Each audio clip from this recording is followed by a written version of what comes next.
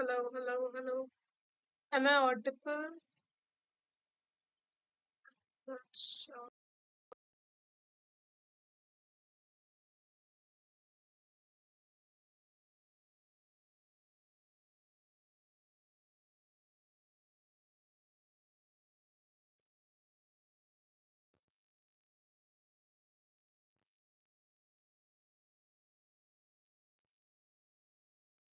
Hello, hello everyone, and welcome back to White Fortress Cybersecurity.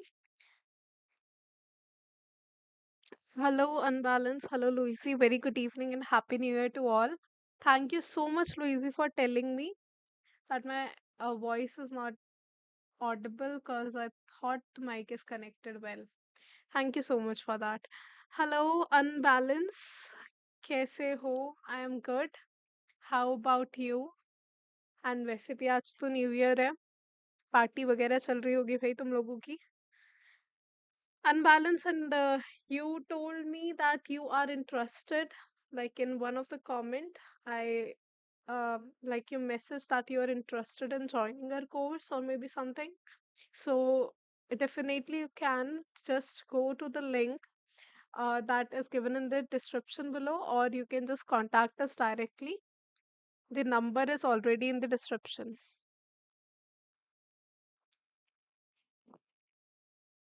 Okay, so let's get started.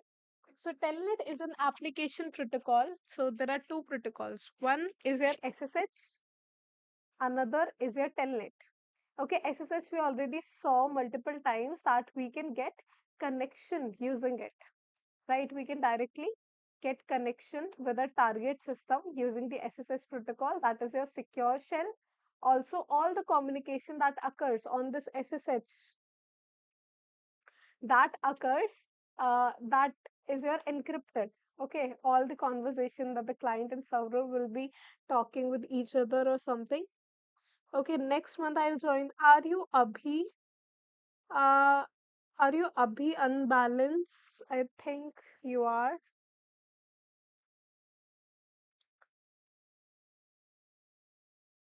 Okay, so all the conversation is encrypted when we talk about SSH, and when we talk about telnet, in telnet your again it is also used for remote connection. Means from here I'm sitting here and I can take the access of your computer remotely, okay, without any cable connection, without sitting on the same network. I can remotely access any particular system.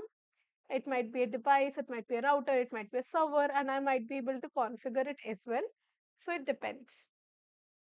So these both the protocols are used for remote access, and your telnet where is not encrypted. Okay, it's unencrypted. All the messages that are being transferred between client and server are basically in the plain text in here in the use when we use telnet protocol. But if we talk about SSH, it's all encrypted, and no other you can say sniffer or attacker will be able to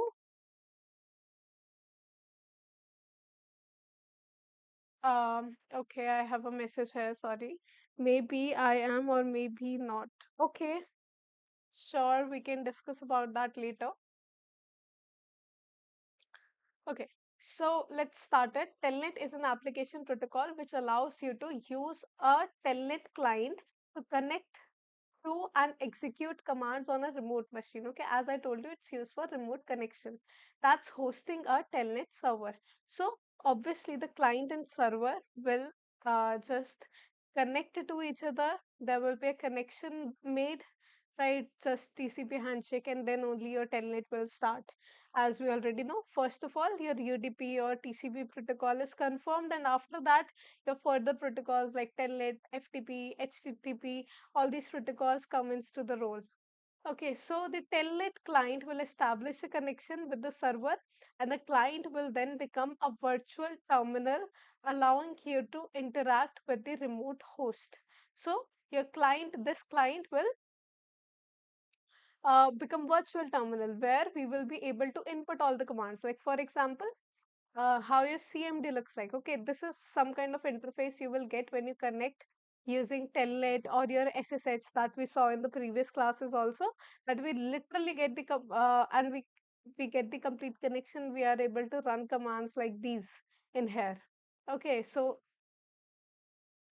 uh, a virtual terminal will open on the client side, and we'll be able to interact with the remote host or the remote system that is somewhere on the internet.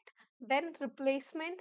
Telnet sends all the messages in the clear text and has no specific security mechanism where your SSH can be used. So in replacement of Telnet, mostly SSH is used just because it is more secure.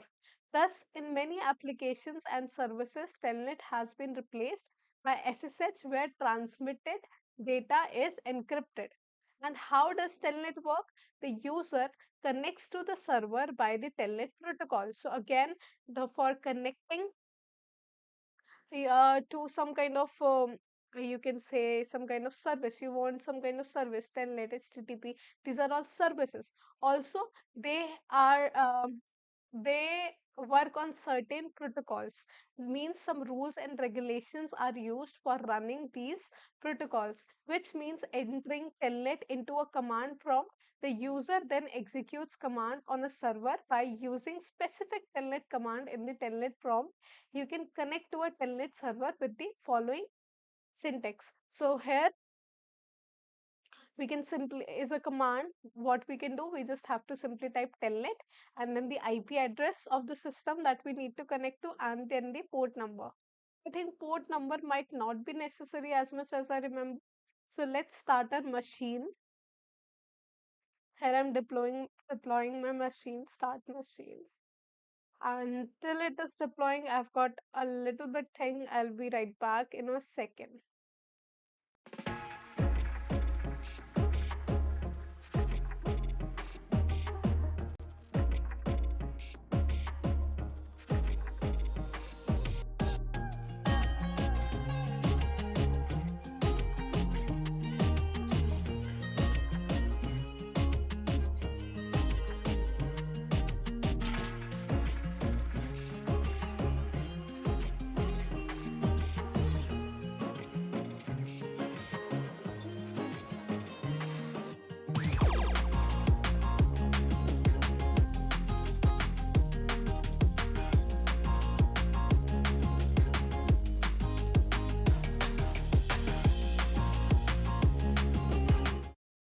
Okay, so now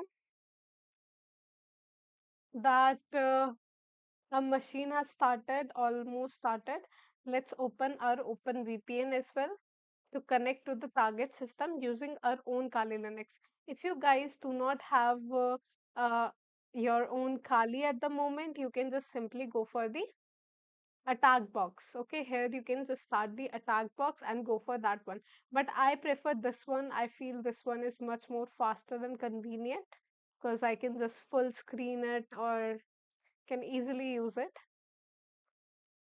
Here, I'm gonna first of all and map, like we have to first, let's first enumerate the target system. Here I'm gonna copy the target IP and paste this IP in here.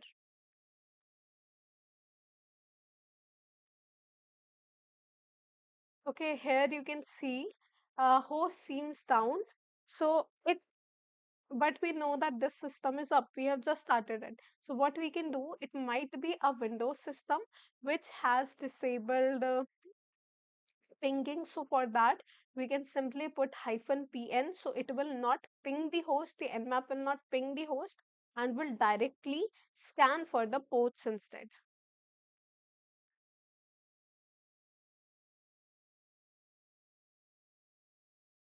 So here is a question. Is Telnet a client server protocol?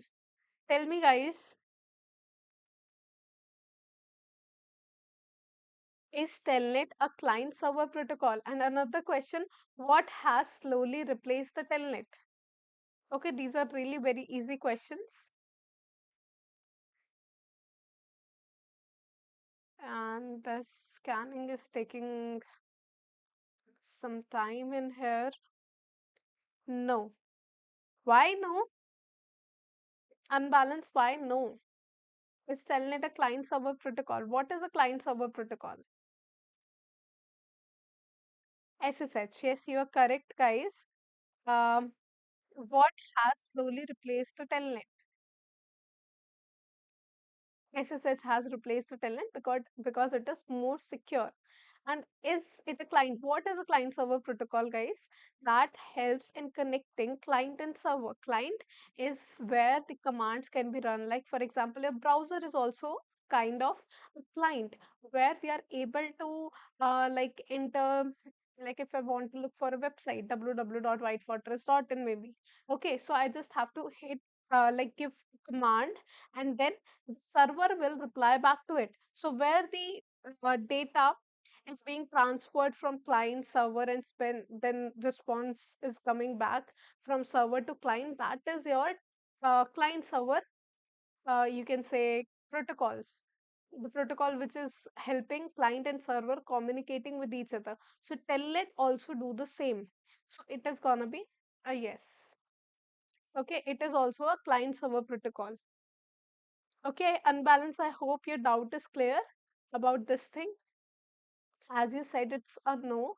Okay, so here in map, just a minute, I need to. Uh, it hasn't told us to scan yet, but still, I'm trying to scan one time if it's possible, and I'm gonna just put hyphen T for faster scanning.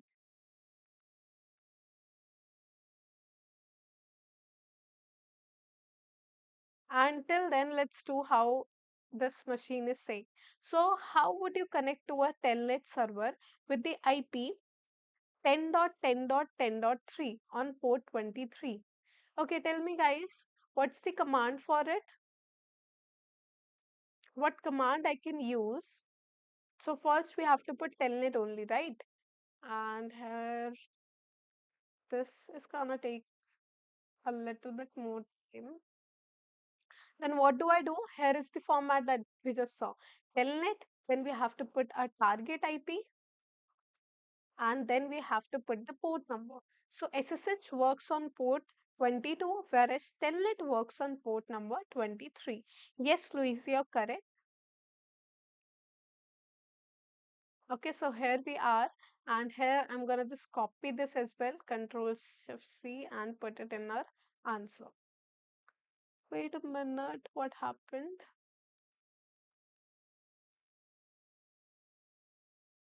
There was a space, I think, before it.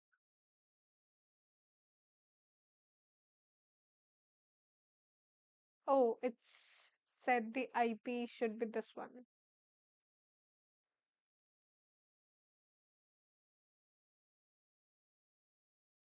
Okay. So the lack of what means that all telnet communication is in plain text. Okay, this is a very a good question for those who haven't understood it yet. And guys, do not forget to like the video and subscribe to the channel. Stay connected with us and keep learning with us. Okay, so here our scanning is also done, and you can see that nmap scan for ports here, and all the ports are in ignored states and we are not able to scan usually. Yes, Louise, you're correct. Encryption is not there when we talk about um, your telnet protocol. Okay, it lacks encryption. Telnet lacks encryption, so it's better to use SSH. Yes, unbalanced. Your answer is also correct. Now let's get started. Before we begin, make sure to deploy the room. We have already started our machine. Then, before we begin, make sure to please be aware that this can take up to 5 minutes, so be patient. Enumeration. We've already seen how we have seen it so many times that how enumeration actually works. However, vulnerabilities that could be potentially trivial to exploit don't always jump out at us. For that reason, especially when it comes to enumerating network services, we need to be thorough in our method. Port scanning, let's start the same way with the Nmap. I tried it. but I don't know why it is. You need to scan the non-standard ports too. It didn't come up with anything. Let's try scanning hyphen p hyphen pn is done, hyphen t5 is done, and I'm gonna scan for all the ports. Okay, so let's try it because this is in the hint that you may need to scan non-standard ports too. So let's uh, scan all the ports. So hyphen p hyphen can be used for scanning all the ports.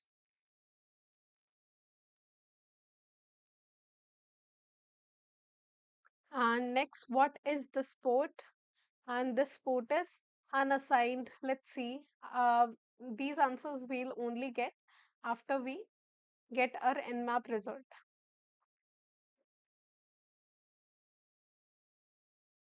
This enumeration part always takes a lot of time, but it's really worth the wait because this phase only brings all the information that we need back to us.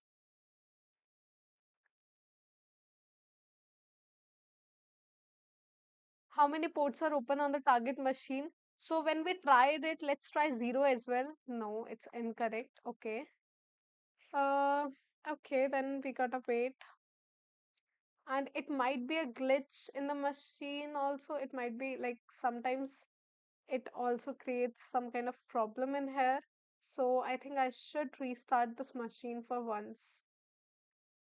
Okay, I'm gonna terminate the machine and restart it again. Just in case it's not acting fine. Because it should have gotten us some result till now. Okay, just a minute.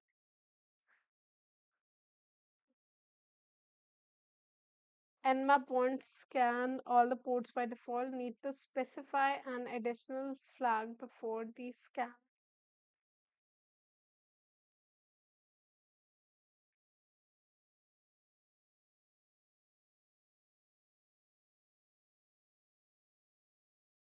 And after nmap, whatsoever the target IP will be, we'll put hyphen capital PN and also hyphen P hyphen and also hyphen T5.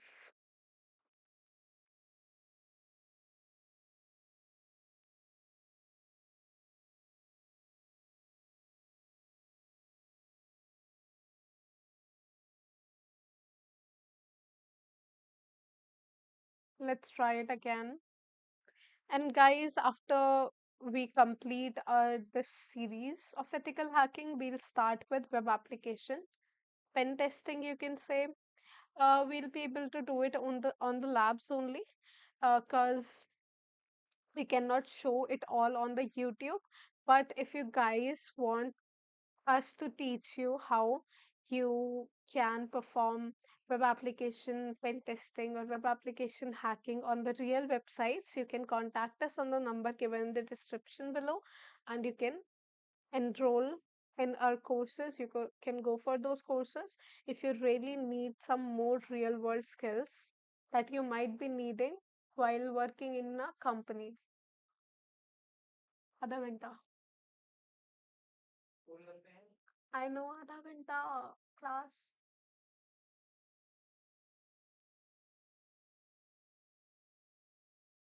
It's gonna take a while. Hunting start.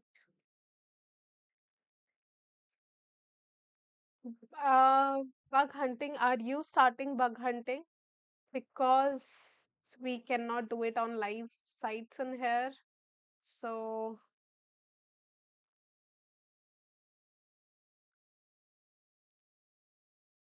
why it takes a lot of time?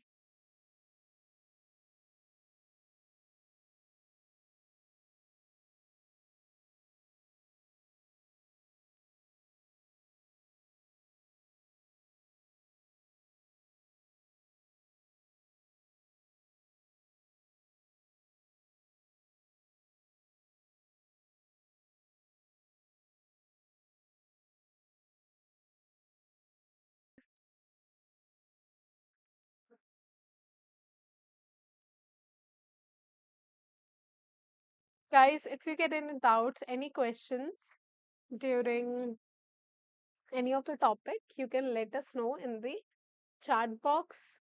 I'll be happy to help you guys with all your doubts. And once again, Happy New Year to all of you.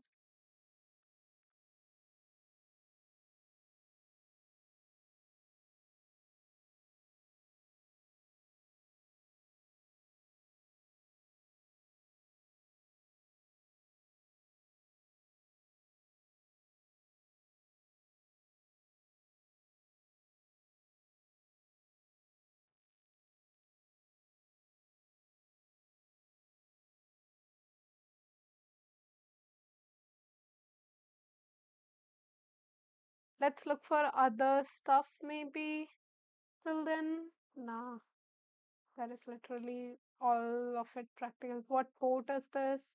The port is unassigned but still lists the protocol it's using. What protocol is this? And now we rerun nmap without hyphen p hyphen tag. How many ports shows us open? So we already ran it without hyphen p hyphen. There were literally zero ports open at that time.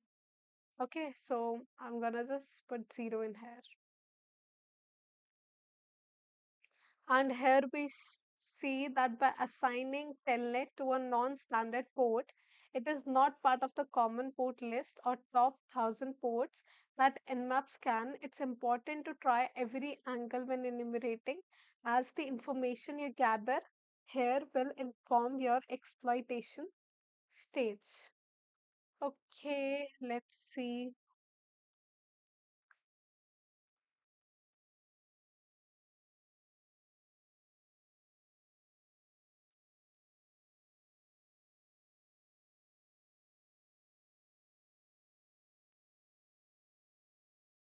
Hello, Shubham Yadav. Welcome back. Very happy new year and very good evening. C programming will be helpful in future in red teaming. Yes, I would say that you should have a knowledge about little bit of programming. It might be C. It you can go for C language, then Python. These are very easy ones and yet important ones.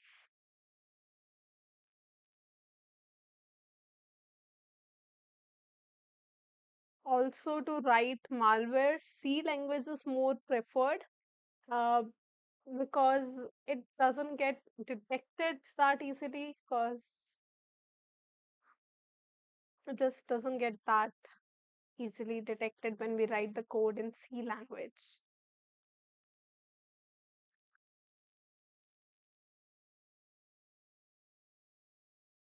Which one good, red teaming or blue teaming? Both are really good, but if you are more of a person who loves to explore, loves to learn new things, then go for red teaming. And if you have a little bit idea about red teaming stuff, then you should go for the blue teaming. I would say if I want to choose one of them, I will go for red teaming first of all, and then like for the old days, I will save the blue teaming. Because red teaming is much more interesting and blue teaming is like repetitive work, you can say. There are multiple fields in both the teams, okay, red teaming or blue teaming. There are many fields in these just single terms. For making up our own malware, we will have to know advanced programming skills in any language. I will not say that advanced programming skills. What is even that? Advanced programming skills? I would say I have intermediate knowledge about programming languages, and I can go for it. I can make malwares. I can make tools for tools like Nmap. In Python for hacking, we mostly teach students how you can make stuff like keyloggers. You can make your own, what do we call it, your own server, you how you can host all that. I don't know, there are so many things. Sir mostly teach that. And how you can make your own encryption and decryption program, how you can make your own nmap, how you can make your own, how many tools are there, wait, like you can make literally any tool using the Python language, and it's kind of easy, I would say. Python is a very easy language if you dig deeper into it. Okay, I cannot think of any other tool right now. Something is like some IP spoofer you can make using it. You can make a lot of things if it comes to the Python stuff. It's taking forever. Any other questions you guys have? And do not forget to like the video and subscribe to the channel.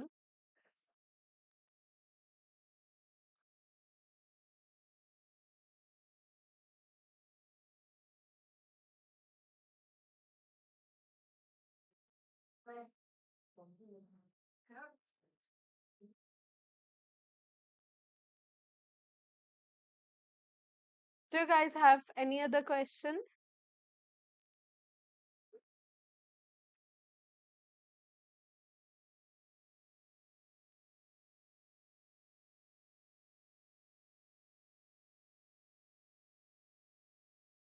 I should have started it before teaching what is telnet and all the theory part. And then we will be exploiting today, and it's gonna be a little longer, like class will be a little long.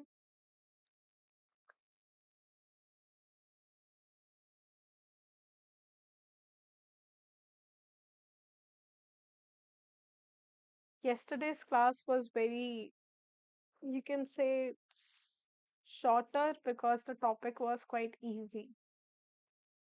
And this is also easy one, but just it's gonna take forever. The nmap is taking forever to scan for the post codes.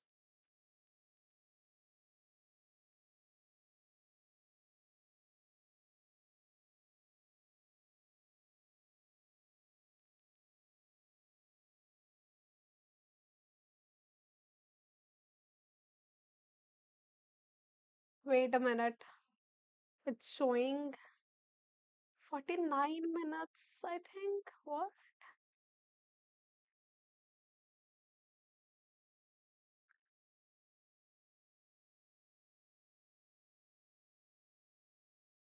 Did I miss something? Hyphen T5.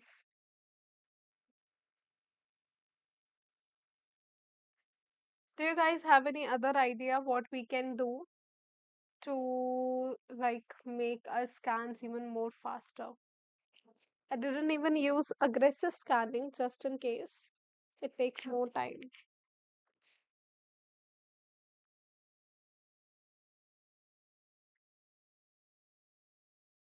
But we need that port.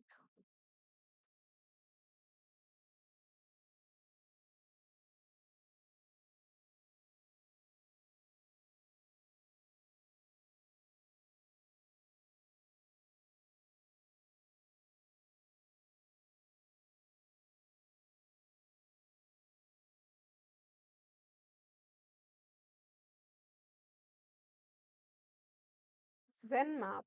Does that even make a difference? Let's try it anyway.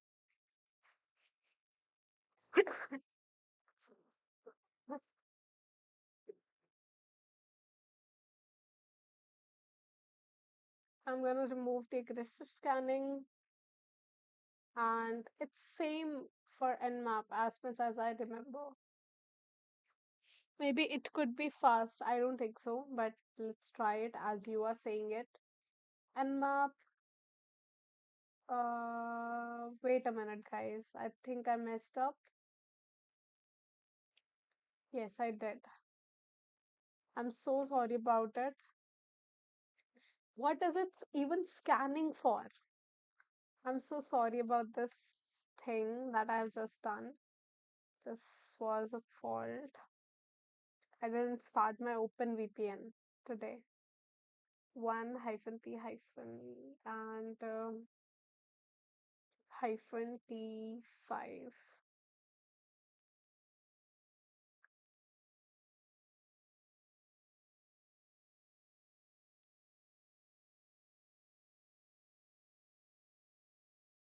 I just assumed it was a Windows system.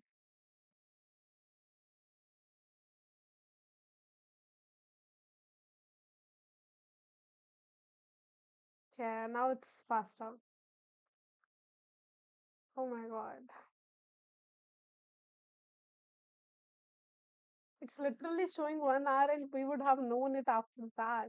It's been already 10 minutes. Why time is again increasing?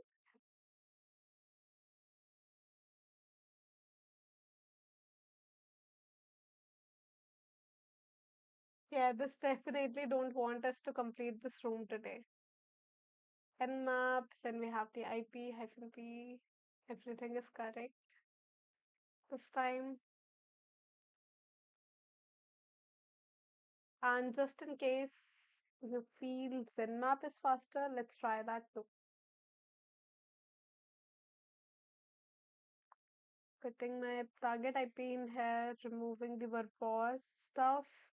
I'm putting hyphen P hyphen here and scanning. It's the same thing, it's just the graphical user interface. What's going on here? I just joined the live. Here we teach ethical hacking, cybersecurity stuff that if you are interested in ethical hacking, hacking stuff, so here we learn it all. But this is ethical means legal hacking.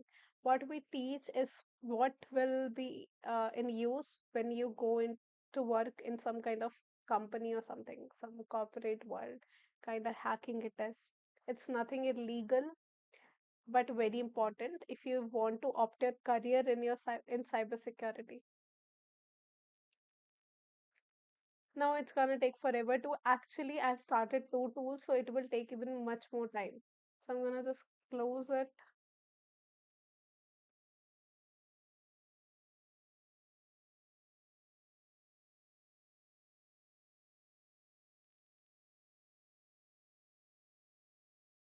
Is there a way? So maybe no. I don't know. Close anyway. Again, it's showing 1 hour to scan. And today we are doing FTP scanning and stuff. So guys, we can just continue it on Monday, I guess. I will save this thing. Okay, I'll just let it run and we'll save that port for you guys and I'll show it to you. And the next lecture, we'll continue this only. Hyphen O for storing the output in a text file. I'm using hyphen ON and then telnet result.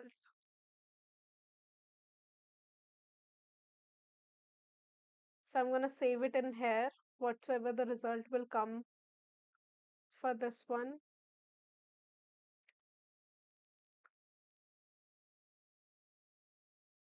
What? Hyphen PN.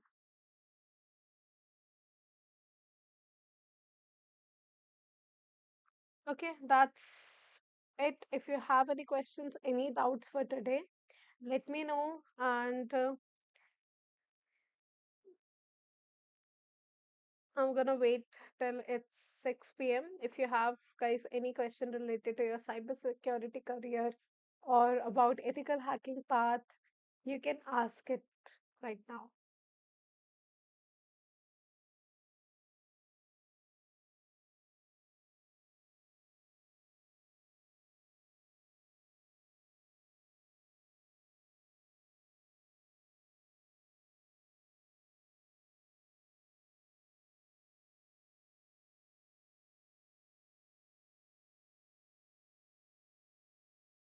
Mm.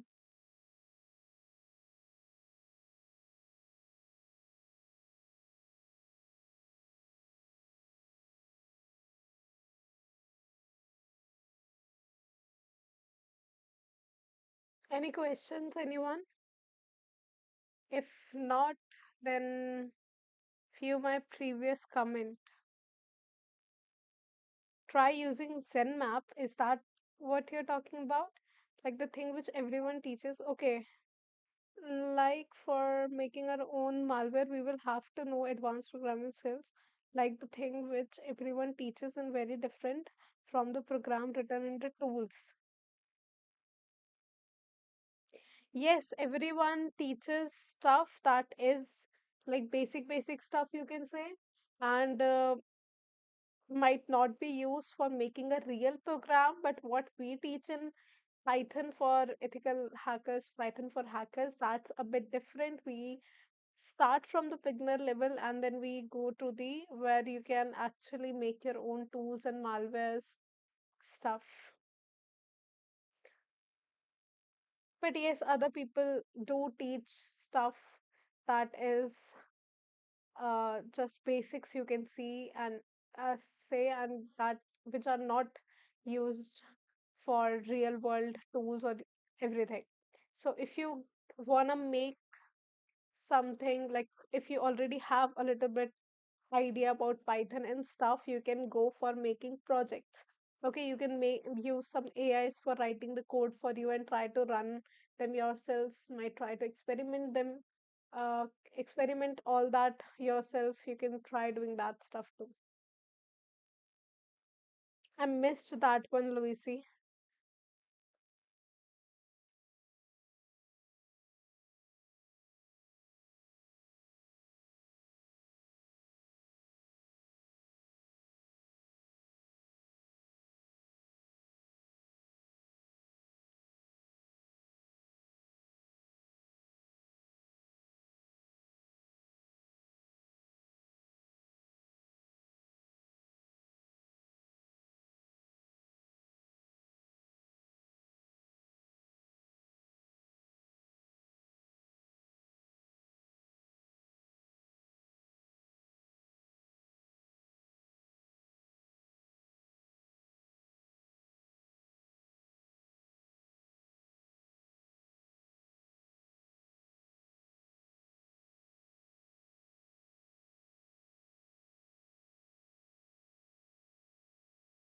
Any other questions or something, guys?